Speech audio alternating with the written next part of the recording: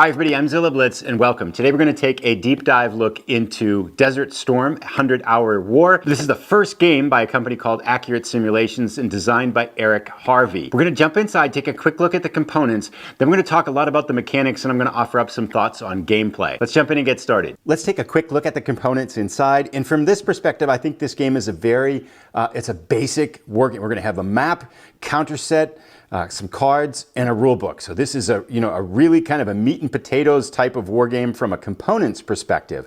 But let's flip this over now and take a look at the back here to get a sense for some of the overall kind of the metrics here on the game. The two-player game, it's designed as a two-player game. Down here it says moderate solitaire. I think it's going to work fine as a solitaire. I think it actually, one of the strengths I perceive of this game is to kind of explore different historical, hypothetical options of this war, of the 1991 Gulf War. So I think from that perspective, I would say it's going to work really well as solitaire. And there's really nothing like hidden movement or anything like that would prevent it. So I'm kind of encouraged to try this out solitaire and see how it's going to play. Easy to play. We'll talk about that when we take a look at the rule books, but I think that's a fair assessment there too. 2 to 4 hours, I've got no idea yet, but given the size of the counter set and how things work, that sounds about right. Moderate skill with a luck effect is moderate. There is some dice rolling in here that's going to impact combat and things like that, but I think it feels very much within that traditional war game range of outcomes there too. So nothing hugely luck influenced, and your skill is probably going to take the day most times. Then division scale is what the units are at. So there's our components here. We've got a 9 by 11.5 box. It's about a little bit less than 2 inches thick. So let's open this up now and take a look at what's inside. All right, so here is our rule book. It's a glossy paper. It is exactly 31 pages long. And so, this is Accurate Simulations' first war game. So one of the things I'm looking at when I read through the rules is clarity and kind of, do the rules make sense and things like that? Because making a good rule set is really hard. And I'm happy to say, the final test comes when we're going to play it, but I can say at this point in time, having read through the rules, the signs are really good. The writing is really clear, and usually in rule books that I really find good, as I'm reading through the rules, for example, I have a question. And as soon as I have a question, like the next paragraph answers that question. And so everything I've seen on these rules make me think like, okay, every question I've had as I've read through this has been answered. Text is nice and big. It's all one column, but we get graphics and things like that explaining everything. It took me, I'm going to say, less than an hour to read through it, kind of with a heavy, trying to understand how to play it type of way. But yeah, I think this is, for a first war game from a new company, this rule set I think is outstanding. And I can say more after I get a chance to play a little bit here. But I've really liked what I've seen with it. Very clear, easy to read, and good graphic explanation too. So now let's take a look at our counters here. I'll just put these off. I'll put these over here, I guess, and pull things away. So the counters are slightly bigger than a 1/2 inch. The gray, the tan side here, the coalition side, this olive, kind of this lighter blue color here, are the Iraqi forces. 154 counters in all pre-rounded, printed on both sides. There is a step system in the game for reducing units and before you eliminate them, so kind of a 2-step system here. And we don't have any naval units in this, as we'll see when we look at the map too. It is ground forces and then air forces. And the coalition, as we can see here, has a considerable strength of air forces. The Iraqi Air Force here is struggling a little bit. Now down the bottom here, we can also see these markers. We're going to talk about this as we talk about the key mechanics, so I'll come back to this later. But you use 4 playing card suits, diamonds, hearts, spades, and clubs here to kind of monitor the overall victory progress. And we'll go into that in a little bit more depth shortly. But yeah, I love the information on the counters. Everything looks really clear, easy to read, kind of things like that. And it looks like it's going to be a really nice counter set. The numbers themselves on the counter, if we take a look, for example, at an air unit here, the bottom left is the combat factor, so that would be used for kind of bombing and things like that. The top right is the air-to-air factor for the Air Force unit there. Then if we look at a ground unit, we get the bottom left again as the combat factors, and that basically represents kind of a to-hit roll on a 6-sided die. And the bottom right for a ground unit represents the movement factors there. And then as we can see, most of these are, if not all of these, are division factors, at least the ground forces and things. So that's a look at our counters. All right, so let's come back into the box now and let's take a look at our cards here. Now, there's a lot to say about the cards, and I'm going to hold off on this until we show some gameplay elements. But basically, each side, this is the coalition deck here with the camouflage cards. Each turn each phase of each turn, so the Iraqi phase and then the coalition phase, each player is going to play a card that's going to play an event that's going to help you move forward in victory. And the way it kind of works, I'll talk about a little bit later too, but basically there's 3 cards for each turn. These are the turn 1 cards for the coalition. One's going to get randomly discarded, and then you're picking one of these events from either side. So these are a way to give historical flair and historical flavor to the game itself, so it touches on all kinds of events that were kind of happening during the war and around the war that were influencing public opinion and all these kinds of things related to the war. But I'm going to talk more about how these cards work because I think it's a really original and clever mechanic. I want to talk a little bit about that when we show some of the key mechanics in the game. So we'll come back to these, but for the moment I just wanted to show those 30 coalition cards, and let's take a look at, again, the 30 Iraqi cards are going to be very similar here because we've got 3 cards for each turn, turn 10, turn 9, printed on both sides with events.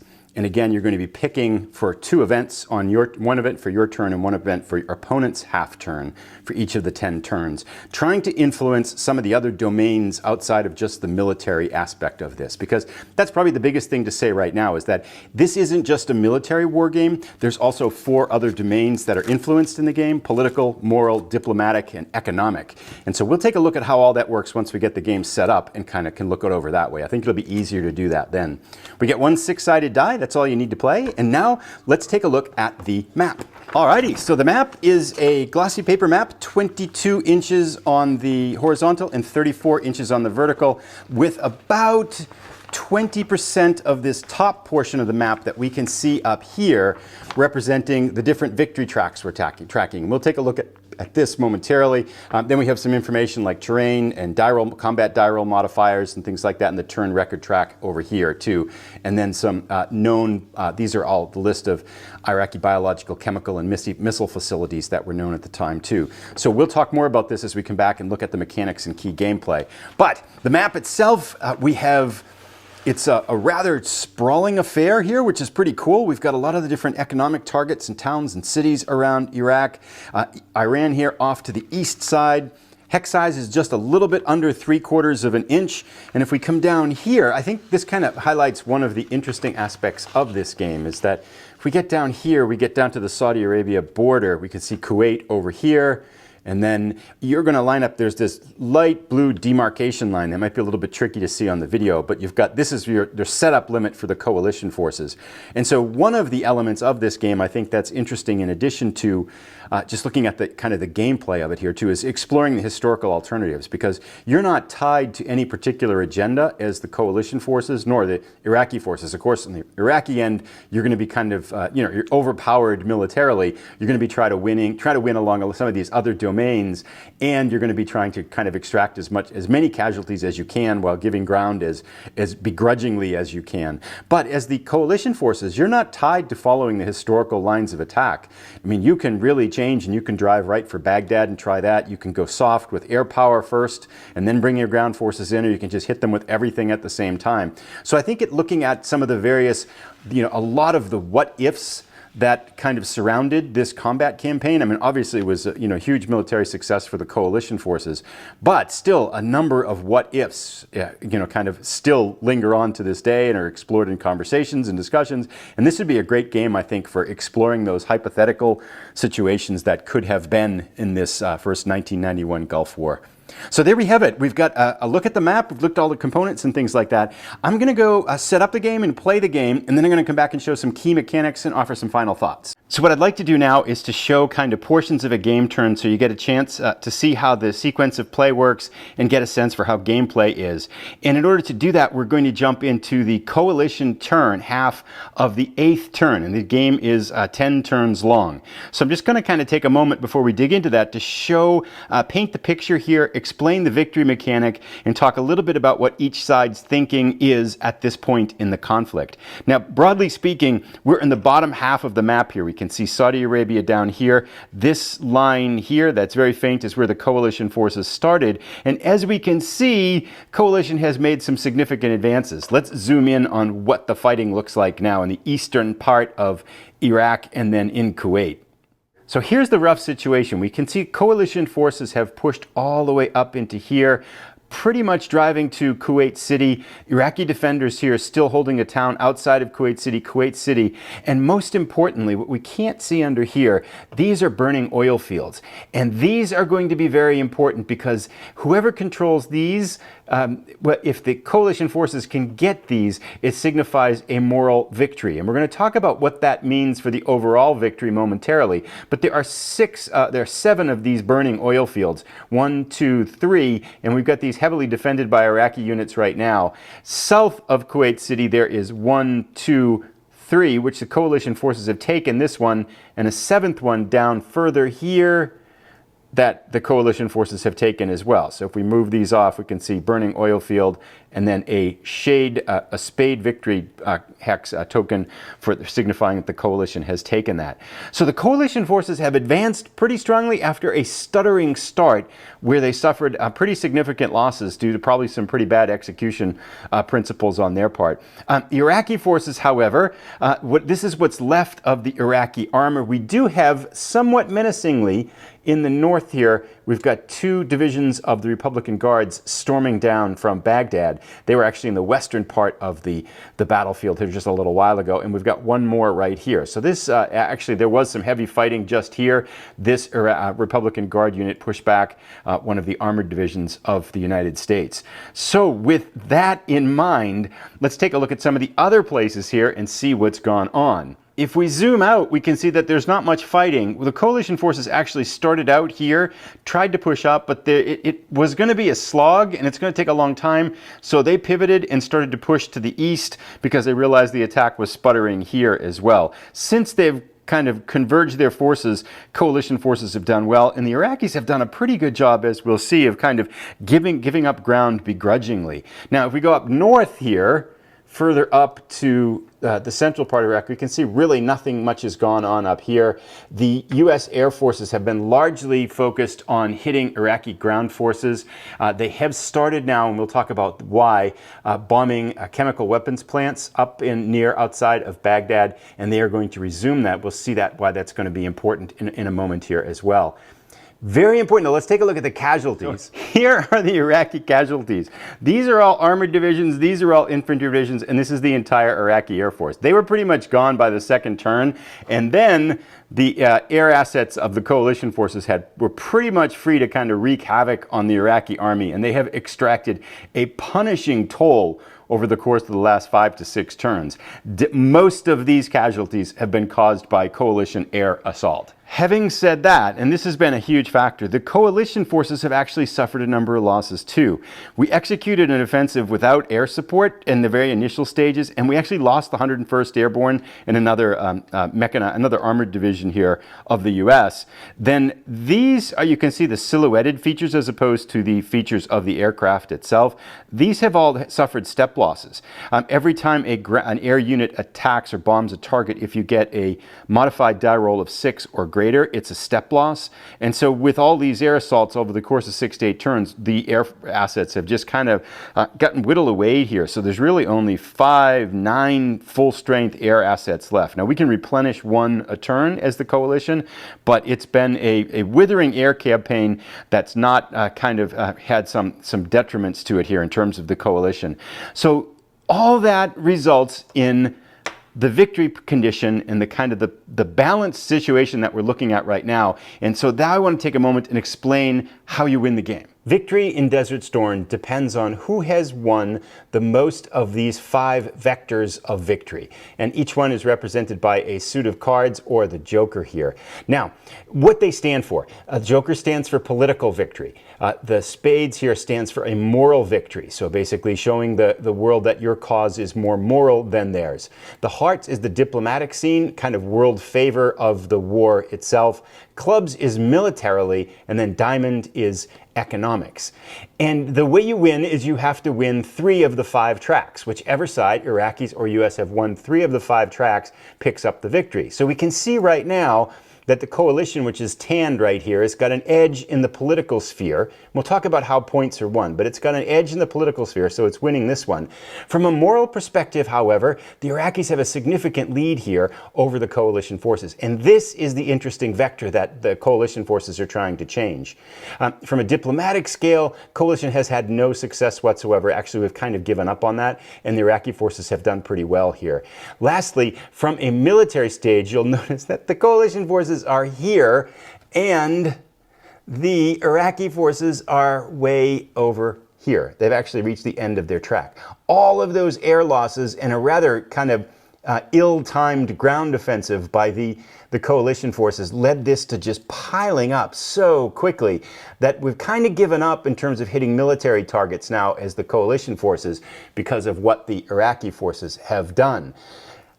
Economically, however, coalition looking really good. So even though the Iraqis have extracted a heavy casualty toll, they're winning on 3 of the 5 tracks. So if the war were to end right now, Iraq has won based on the moral, diplomatic, and military results they've been able to achieve.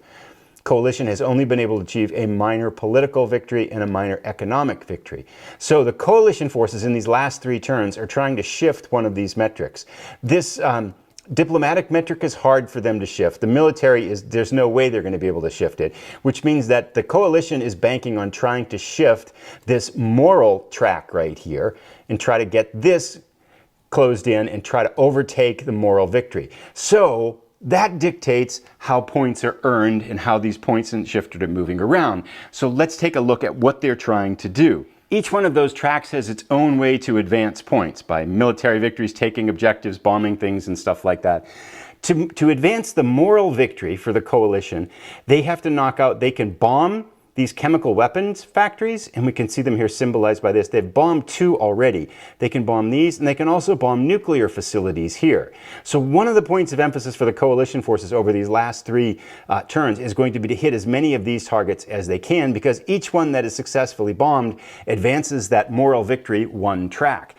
However, there's more. This brings us to the burning oil fields of Kuwait. There are 3 here and then 3 up to the north and 1 they've already captured. Gaining control of these burning oil fields gets the coalition forces a victory point in the moral sphere as well. So there are 5 left down here that are still being held by Iraqi forces. 2 here to the south of Kuwait City, and there are 3 more under these forces here as well. Now, unfortunately, one of the detriments of the burning oil fields is that air assets can't operate over them, which means that we have to rely on our ground troops to pry these Iraqi forces off of these burning oil fields. So as this version of the Desert Storm, the Gulf War, comes to a close, the coalition and Iraqi points of contention really are these burning oil fields. The Iraqi forces are desperately trying to hold on to them. Coalition forces are desperately trying to wrest them away.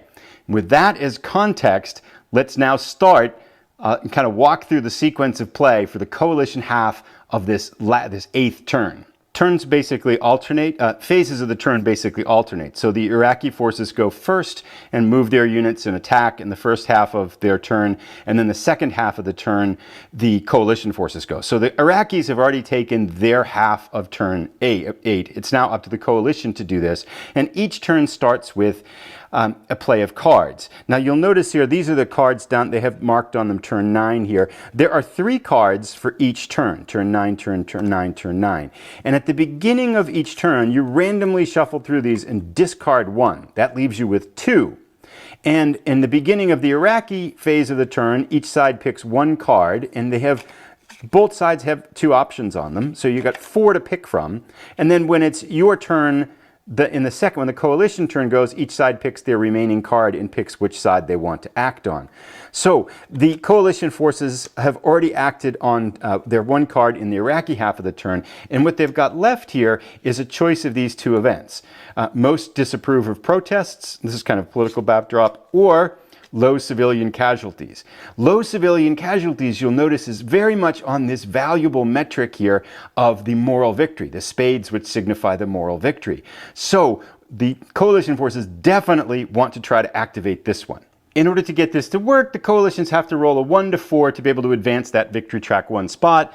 they roll, and they get a 2. So low civilian casualties has pushed the moral, kind of the world favor of the moral equivalent to this war a little bit more to the coalition side. So we're going to discard this card. We come up to the moral victory track and we slide it over 1. There's now a gap of 6 here that's left between the coalition moral victory standard and the Iraqi moral victory standard. And by the way, the Iraqis start off with this one on this element here because of the fact that they currently hold those 7 old oil fields at the beginning of the war.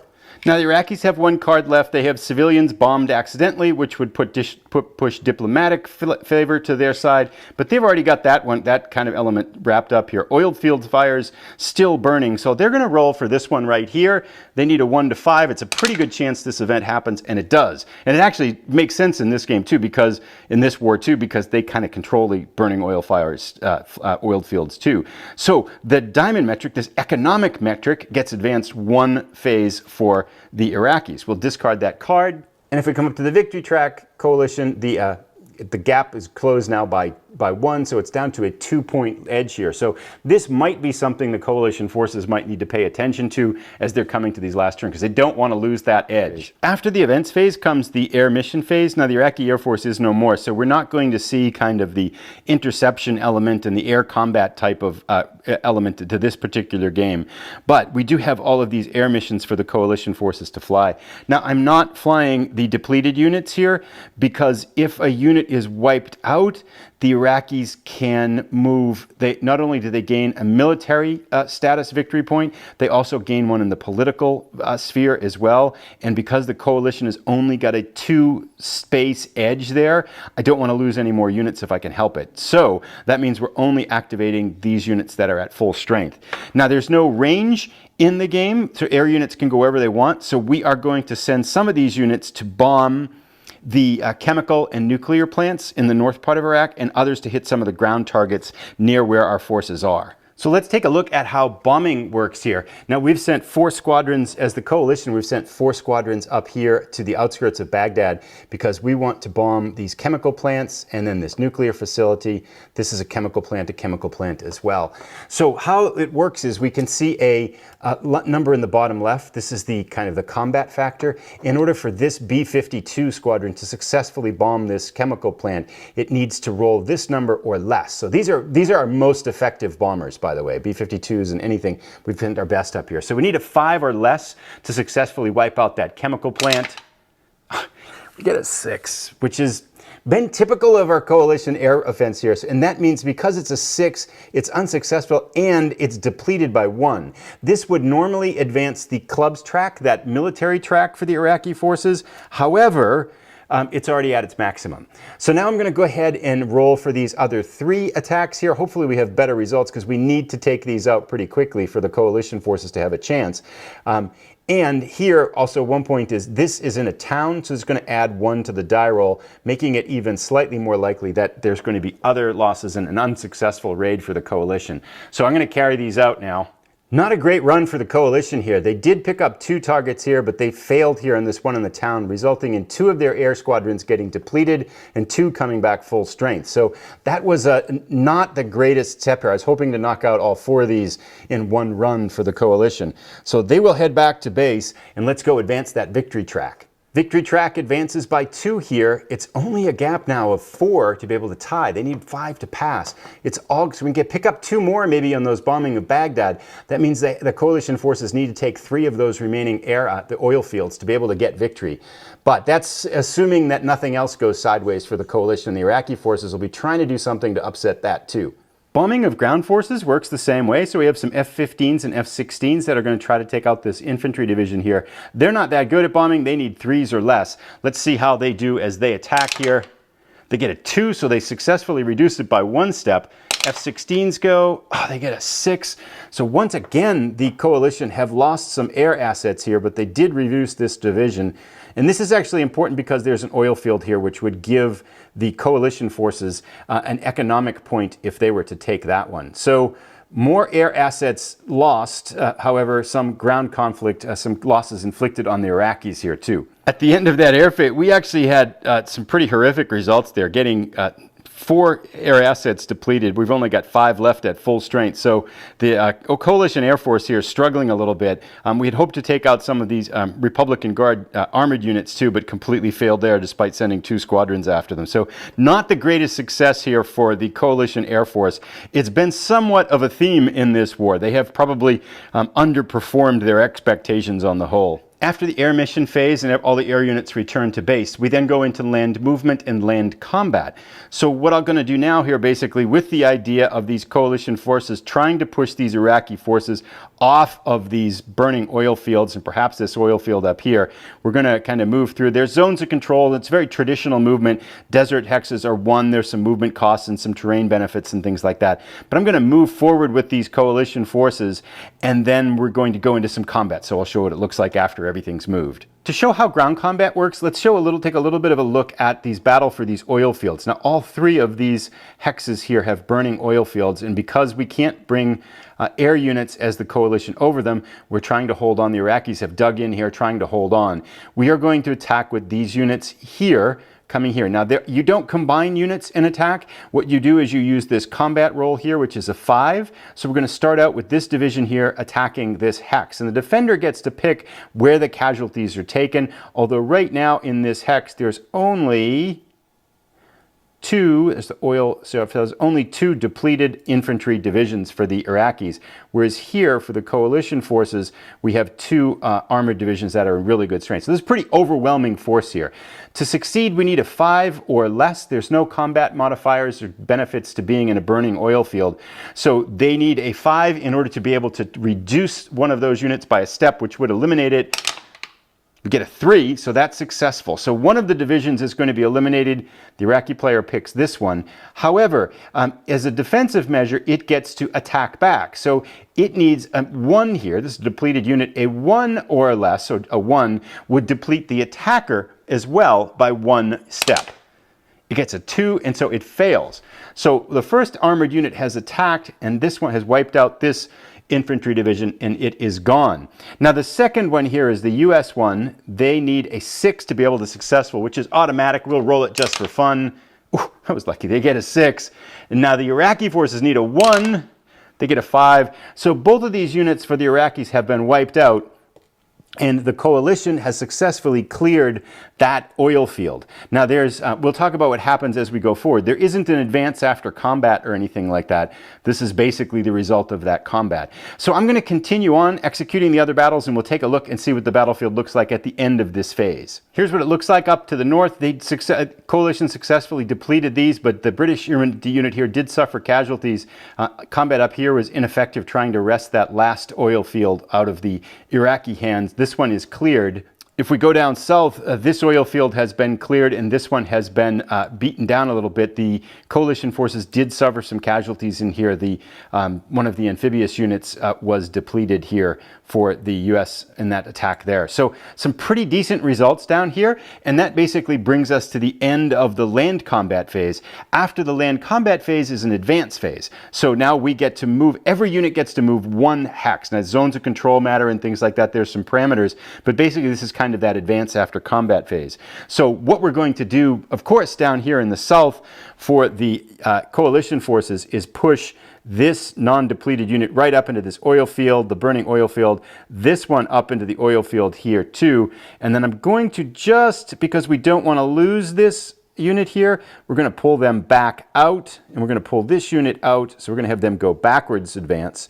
And that leaves us with this situation here. Now, we've taken another burning oil field as the coalition, so that's going to advance that morality track. So we'll do that at the end because we have a little bit more advancement to do up here. I'll do everything, move everything around, and we'll take a look at what it looks like. So basically up north as well, we have rearranged some of things taking that burning oil fields, and we will tag these with a morality marker so that we know that the coalition forces have gained that point for that. Likewise, down south, I'm adding one down there as well. So that gives the coalition forces 2 more advancements on that morality track. Let's see what it looks like. So we advance it 2, and the coalition is making some strong gains. It is edging ever so close to equality on the morality track here, and this again looks like it might be the parameter they need to win. The very last thing that happens as part of a phase in a turn is you get to refit one unit. We are going to refit the F-11 Air squadron to bring it back up to full strength because we need as many bombing forces as we can get over these last couple of turns. So that's basically where we end up with this half turn. We've walked through an entire turn, and now it shifts to the Iraqi phase of turn 9. So it would be 2 turns left, basically. Now, as the Iraqi forces, we have this Republican Guards armored unit, and then 2 more of them up here. These are full strength, and these have a combat factor of 4. They are pretty strong. So I would be inclined, as the Iraqi forces, to see if we can extract some casualties here somewhere, probably by trying to take on some of these weaker flanking armored units, because if we can knock out completely a couple of coalition units, we can advance that political track. For every unit wiped out, we can advance the political track a little bit, because I would be looking as the Iraqis here now to try to shift the political track more in our favor to see if we could overcome that. So the Iraqis still have quite a bit they can do, even given the rather dire situation around the oil fields. It's looking like the coalition might be doing that. And we also have the event cards that can come into play on turn 9 and 10 as well. So it's going to come down to the wire, but hopefully this gives a sense for what gameplay looks like and how a turn flows in this game. I wanted to take a few minutes at the end here and offer up some impressions on gameplay now after playing almost 2 full games of the game. So this is not so much a review just as thoughts and observations on what I've experienced in the 2 games so far. I think I'd have to play it probably 3 or 4 more times to offer a full review on it, but I want to give some impressions. First up, I feel like this is very well tested. There's a lot of flow to the gameplay, and one of my big questions coming in is, does the Iraqi player have a chance to win? And because of those kind of 5 victory vectors, I feel like the Iraqi player is very much an active player in this game.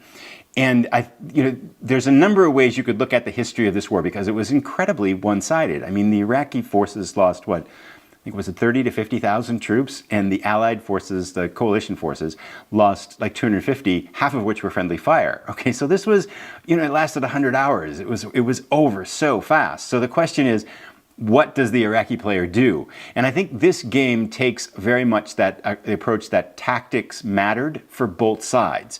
Both the weaker tactics historically for the Iraqi forces and the well-executed coalition tactics mattered. And if that didn't happen, this could have been a very different war. So it's not so much saying that everything relied on the quality of the forces, it's kind of saying there was an element of tactics that mattered. And that's the approach it takes here. Because as the Iraqi player, yes, you have much weaker forces, you're going to lose air superiority, and you're going to get pounded eventually.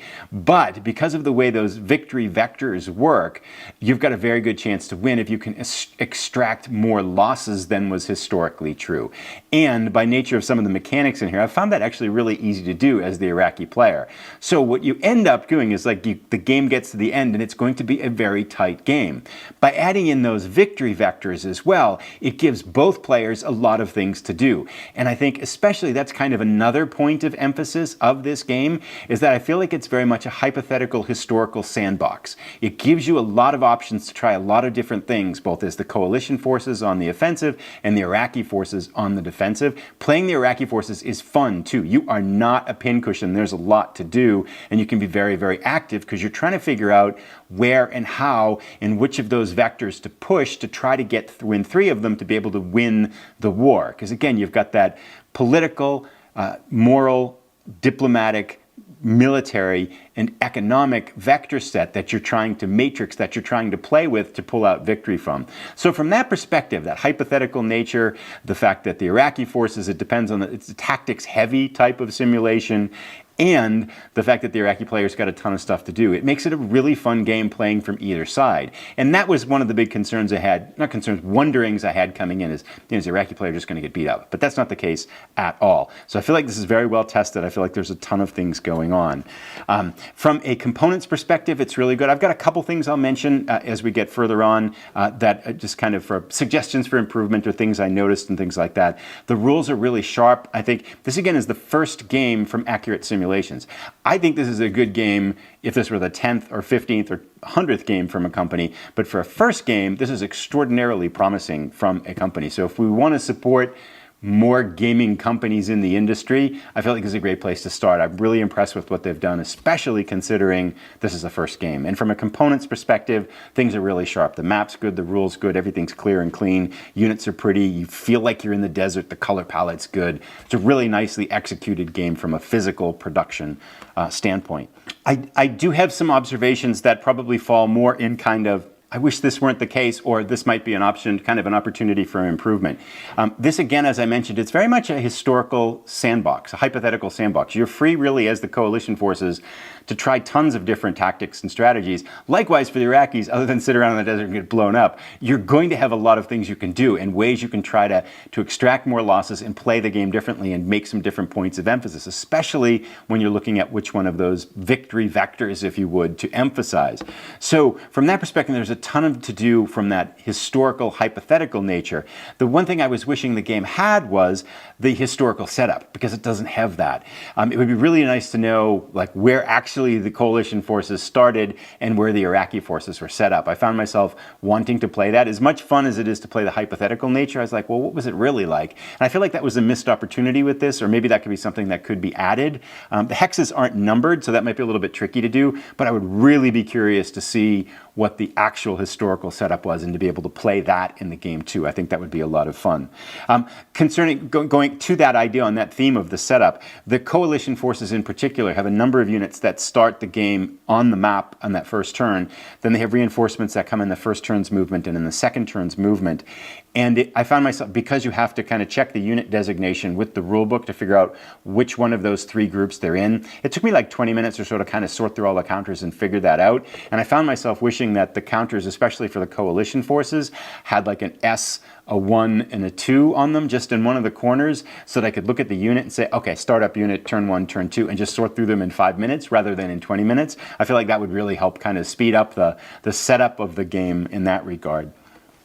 Likewise, with the setup, several of the coalition forces might have the same numerical designation, and the unit icon is very similar, and what you're trying to distinguish them from is by the NATO symbols. And especially playing at night, I found those NATO symbols, the contrast to be a little bit low and them to be a little bit small. So it took me a while. It's like, wait, is that mechanized or is that armor? Is that the first? So it just was one of those things where I felt like if that were a little bigger, a little more contrast, it could have gone smoother. During the daytime, I noticed it's less of an issue, but in nightlight, it was just a little bit tricky. Now, I want to mention too, I want to talk a little bit about the victory matrix here, those 5 vectors of victory. Again, the political, the moral, the diplomatic, the military, and the economic. That's a really fun idea, and it's a great way to take what was a military drubbing and make it into a game that really extends beyond the desert into more of the political sphere. And these event cards are really fun. I kind of wish sometimes the event cards had a little bit more clarification, almost like a couple of sentences to clarify some of them. But most of them are self-evident, and kind of if you're familiar with the war, you're going to be like, oh yeah, I kind of remember that. If you're not familiar with the war, it might be a little bit more arcane knowledge. You might be like, what does that mean? So I found myself, like if they had a little more information, I think that would be good. But you've got those event cards, you've got the 5 vectors that you're trying to push and stuff like that. That whole system is really cool. Having said that, I hate to say this, but I'm not a super big fan of the playing card matrix for each one of the vectors, right? So it's, jokers equals politics, the spades equals the morality, the hearts equals the diplomatic, the clubs equals the military, and the diamonds equals the economic. And I feel like that's almost like a level of added abstraction that made me memorize something. And the longest time I was like, well, why isn't it just like, couldn't there be a symbol for politics? And I'm thinking, okay, what's your symbol for morality? I don't know what kind of a symbol that would be. Maybe a devil's symbol or something like that. And hearts could maybe the globe for diplomatic or something like that. But I found myself wishing for a more representative icon because I had to memorize them. Now, 2 games in, I've got them down, everything's fine, and it's really good. But I still wish like that were more direct and didn't add that layer of abstraction to make me remember it. It's a cool idea, yes, but I kind of found myself, well, I kind of want just direct symbols for that. One other thing on the components, I have run out, in this game I've run out of like the spade markers for the morality ones. I don't have enough of them, so it's not a big thing. You can use something else or turn one of the other ones sideways and things like that, or flip it over and change the angle. But it was just kind of an observation. It's like, oh, I kind of need some more of those counters and stuff like that. Not a big thing. This is something I feel like I need to sort a little bit more as I play more, but as much as I like that victory vector, there are a few of the victory vector matrix There are a few of them that feel like they're hard to move, in particular for the coalition forces. Now, it all works out, right? Both games I've played, like this game's going to come down to the wire. The first game I did came right down to the wire. And so I feel like it's actually got a pretty good balance in there. And I'm almost wondering if there's like a killer tactic that you could use for one side or the other that's going to guarantee victory, but I can't find it yet. Having said that, some of those victory channels there seem to be kind of dependent too upon these cards, which come down to some dice rolls. So there's not, I mean, the strategy is playing the cards in those channels to move them and which ones to play and which ones to kind of de-emphasize. So there is some element in there. But some of them feel less dependent upon what you're doing on the map and a little bit more dependent upon the events and the kind of the favor of the dice rolls, which is okay. It makes for a tense game and things like that. I found myself at times though wishing that there were a little bit more opportunity to control those from both sides rather than having them rely on some of these event elements there. But that's a minor thing, and it kind of still, the overall experience I think with this game has been really, really fun. I've really enjoyed playing it. It creates a really, and you're going to come right down to the wire. It's really balanced, and you're like, this is a pretty cool execution of the Gulf War. Having said that, one thing that I cannot figure out with all of these victories, I can't keep the coalition losses down. I've played twice now, and both times the friction, especially from those air assets, so maybe the key is to not use your fighters to bomb and just let them sit. But I feel like that's what you really can use to kind of destroy most of the Iraqi ground forces, which, so yeah, I don't know. I think, again, that gets into the idea that, you know, when you finish this game, you want to kind of play it again and try something else. You're like, well, maybe if I do this the next time, that'll work better. But so far, yeah, I haven't been able to figure out any way to keep the coalition losses down, which means the coalition player is always trying to influence these other channels of victory. But it's fun. And again, I think that's the big thing. If a step back, big picture look at this game, is it a perfect game? I don't think so. No. Is it really, really fun? And is it really enjoyable to play? And it's a war. I've not played this war in a game before. I've thoroughly enjoyed it. I've learned a lot about the war. And I am a big fan of the hypothetical, and I feel like this is just a sandbox of hypotheticals. You know, I want to play it once now to try to, like, okay, coalition forces going for Baghdad. They're going to just skip Kuwait City and just go for Baghdad and try to get some of these other vectors of victory, giving up those oil fields and trying along those lines. So I feel like there's just a lot of fun ways to play it. The gameplay is really smooth. Both players have a lot of things to do. The Iraqi player can take some different strategies, playing back from the front lines, kind of hiding out in towns, shifting emphasis to one place or the other. They're trying to look for those opportunities to kind of take out coalition units and kind of wipe a couple out that might have overextended themselves. So there's a lot of things, I think, for the Iraqi player to do as they are getting pounded to death by the air force of the coalition forces.